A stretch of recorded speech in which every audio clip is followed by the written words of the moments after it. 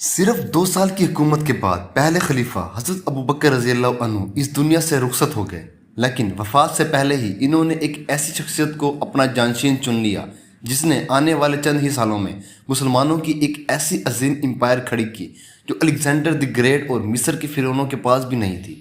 آخر ایک انسان نے اتنے کم وقت میں دنیا کی 2 سب سے بڑی سپر پاورز کو کیسے شکست دی؟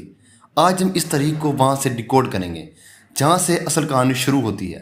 ویلکم ٹو دی ڈیکوڈیز، جہاں ہمارا مقصد ہے decode the world with truth.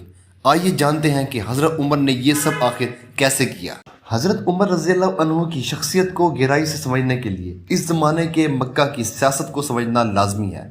اس وقت قریش 3 بڑے طاقتور قبیلوں میں تقسیم تھا۔ پہلا بنو ہاشم، جس کے پاس مذہبی طاقت تھی۔ دوسرا بنو امیہ، جو مکہ کی پوری اکانومی اور پیسے کو کنٹرول کرتے تھے۔ اور تیسرا بنی مخزوم، جو جنگجوؤں کی ایک فیملی تھی۔ لیکن حیرت کی بات یہ ہے کہ حضرت عمر رضی اللہ عنہ کا تعلق ان تینوں میں سے کسی قبیلے سے نہیں تھا۔ ان کا تعلق بنو عدی سے تھا، جو قریش کے سفیروں کا قبیلہ تھا۔ قریش کے درمیان جب بھی لڑائیاں ہوتی تو یہی قبیلہ بات چیت سے مسئلے حل کرواتا۔ یہ سفارتی ٹیلنٹ حضرت عمر کو اپنے والد خطاب سے ملا تھا۔ لیکن ان کی شخصیت کا ایک دوسرا اینگل بھی تھا، انتہائی غصے والا۔ یہ ٹریٹ انہیں اپنی والدہ حنتمہ بنت ہشام سے ملا تھا، جن کا تعلق بنو مخزوم کی اسی جنگجو فیملی سے تھا جہاں سے خالد بن ولید رضی اللہ عنہ آتے ہیں۔ مطلب جو لوگ باتوں سے سمجھ جائیں انہیں اپنے والد کے طریقے سے سمجھانا، اور جو باتوں سے نہ سمجھیں ان کے لیے تلوار نکالنا ان کی شخصیت کا حصہ بن چکا تھا۔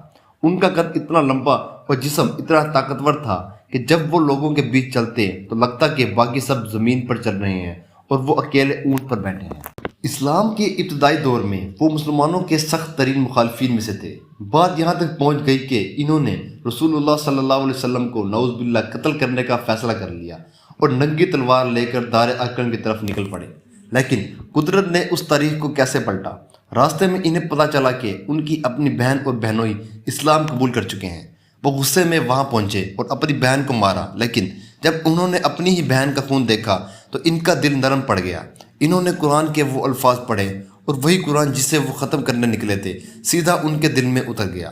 ان کے مسلمان ہوتے ہی مکہ کے حالات بالکل بدل گئے اور مسلمانوں نے پہلی بار چھپنے کے بجائے کعبہ میں اعلانیہ نماز ادا کی۔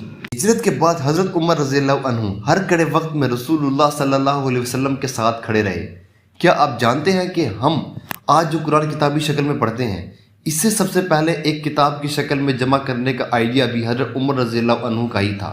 جب حضرت ابوبکر رضی اللہ عنہ کا آخری وقت آیا تو انہوں نے اپنے ہی بیٹے یا خاندان کے بجائے حضرت عمر کو مسلمانوں کا نیا خلیفہ نامزد کر دیا۔ لوگوں نے کہا کہ ان کا مزاج بہت سخت ہے، لیکن حضرت ابوبکر رضی اللہ عنہ یہ ڈیکوڈ کر چکے تھے کہ خلیفہ بننے کے لیے ان کی شخصیت میں جو بیلنس آئے گا وہ دنیا کا نقشہ بدل دے گا۔